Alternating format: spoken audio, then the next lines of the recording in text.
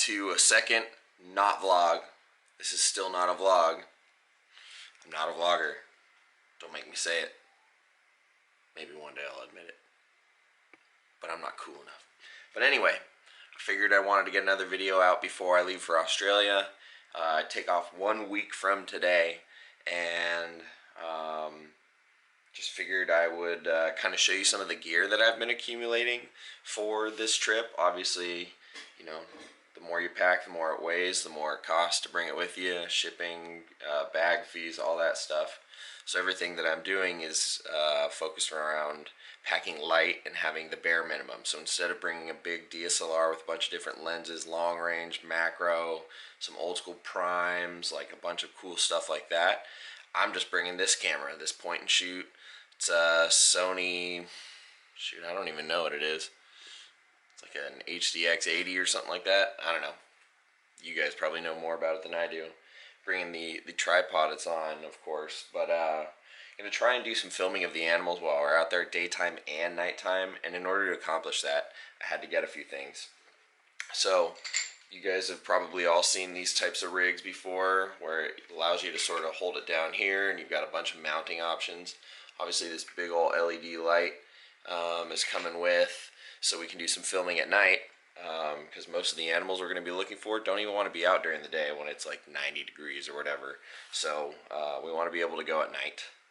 And the other thing that's coming with, obviously this handy Camelback will be essential for keeping me hydrated out there in the outback.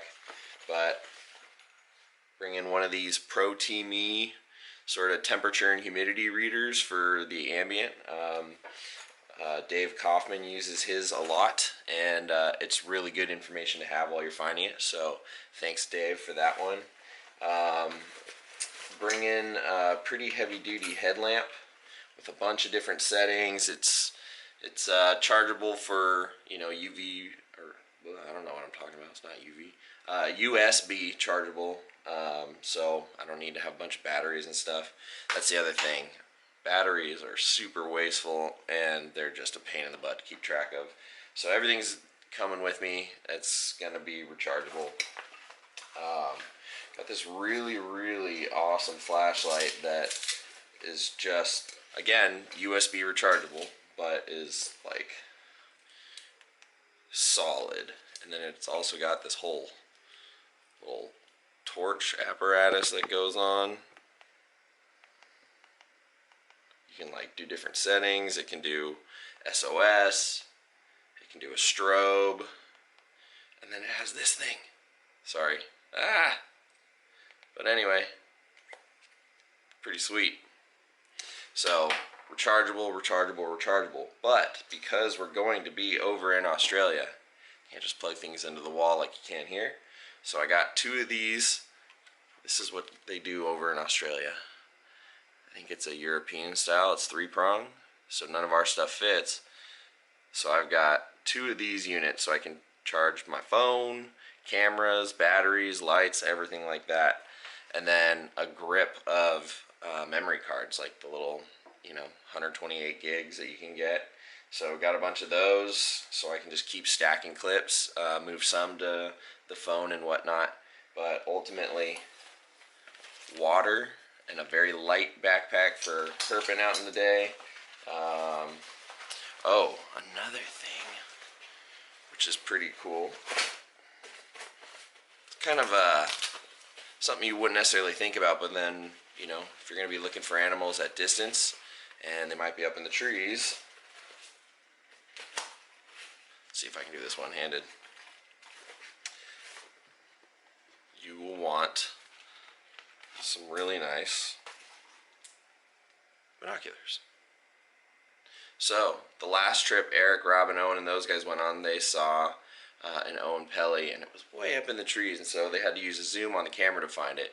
So if we're looking at something during the daytime that might be up in the trees in the distance, these are going to come in clutch.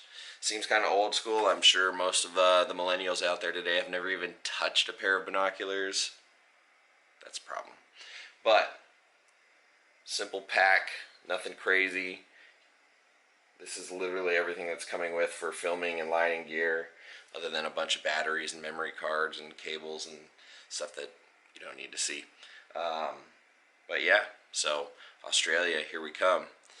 Before we go, I did want to, mention that you probably have all have heard and seen that our good friend and community member Forrest Fanning passed away recently. He's a good friend of mine, very, very inspiring person, and just somebody I'll forever miss and look up to as far as how he carried himself in the hobby and in his life and how he lived. So, Brian Cusco's over in Australia. He might be on his way back right now, but he got the news while he was over there and dedicated his whole trip to him. And, I think that was the best way to do that. And so I'm really looking forward to this trip for my own personal exploration, but, people like Forrest are the ones who really inspire me to do these types of things and not sit around and miss out. You only get one life at this, and you never know when it's going to be over. So yeah, Forrest, gonna miss you, buddy. Definitely going to live all these adventures that we should have been doing together, and we'll keep an eye on the family for you, and carry on your legacy, and just remember you, man. So, but because I'm not a YouTuber and I'm not a vlogger, we're doing this all in one take, one shot. Notice that? Nothing's cut, nothing's edited. This is going to be raw. And I don't care if you don't like it. But before we close this out, I thought I would also give a little update on a very, very shy Madagascar Giant Hognose snake. This is the only surviving baby that I produced. I got 3 good eggs, 2 bad eggs, and one of those babies was dead in the egg. Another one was perfectly healthy, which is her, and then one didn't absorb yolk and ultimately passed. This girl is huge now. I mean, just an absolute tank. Eats everything. Won't take it from Tong. She's very shy and huffy and puffy and flighty, but otherwise, I put food in, it disappears. But she's growing at an exponential rate. I mean, just unbelievable. She hatched September 26th. So that puts her at not even 6 months old, and she's this big. So,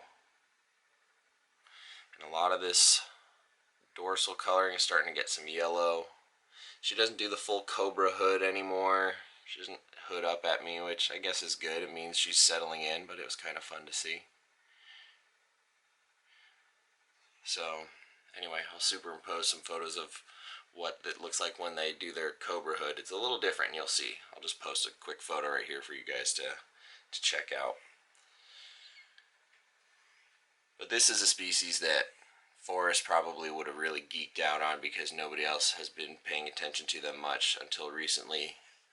And with Madagascar opening and closing, there's a very good chance that, we could lose these to the hobby until somebody starts putting in the work. And there's a few people in Canada and in France and throughout the United States that are collecting these and starting to figure it out. I personally don't think they're that hard to breed. You just have to leave them alone.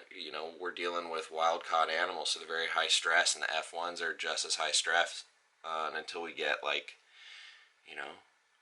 or 6 generations in, they're probably going to prefer to be left, alone and not deal with you. I know my adults seem to be better tempered when they're housed communally, and I'm not in their space every day. So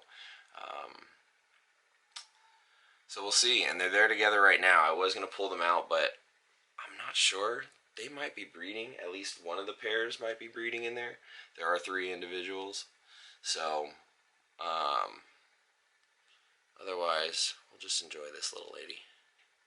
But she's growing like a weed. She's getting an upgrade soon out of her hatchling setup, and we'll start putting her on some substrate and letting her become a real snake.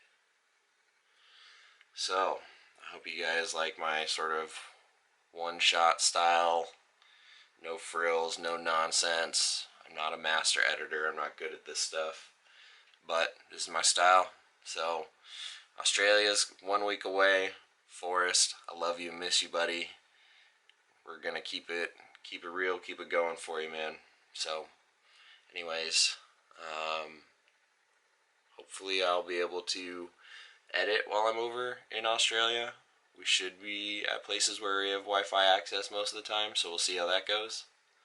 But otherwise, I hope this will hold you over until I can post something from Australia or when I get back. Otherwise, I'll try and post stuff on Instagram. So, anyway, I hope everyone's doing okay out there. Take care of yourself. Make sure you tell your family and loved ones you love them and spend as much time with them as you can. And don't forget, love your reptiles always.